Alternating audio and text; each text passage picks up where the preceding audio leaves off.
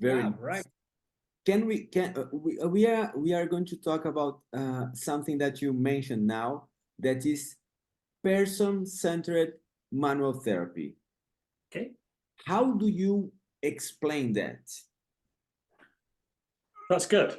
That's a really good.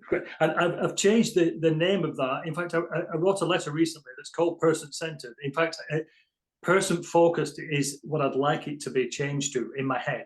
And I've been working. We've just written a paper, a group and I, and throughout we switched from patient-centered, person-centered, and person-focused, patient-focused. And we decided in the end that person-focused is a much better term to be consistent with.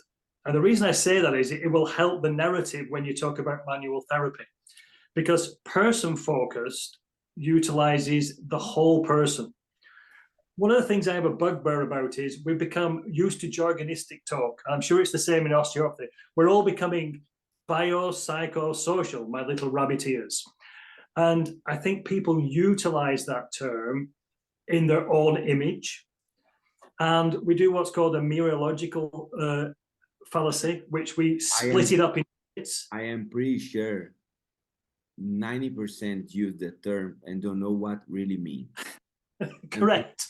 But even when they do know, they split it up into its bits. They say, well, I look at the bio and then I consider the psycho and the social. Yeah, but that's not how it is. And the example I always give is, look, milk, bio, egg, psycho, flour, social. Mix them together, cook them, it's a pancake. You can't undo that. You can't unmake a pancake, which means when a patient comes to you, they have a biopsychosocial pancake that they made themselves. You have no idea how much milk, eggs, or flour. They do. But that's the contributing factors to their, what I call the human ecosystem.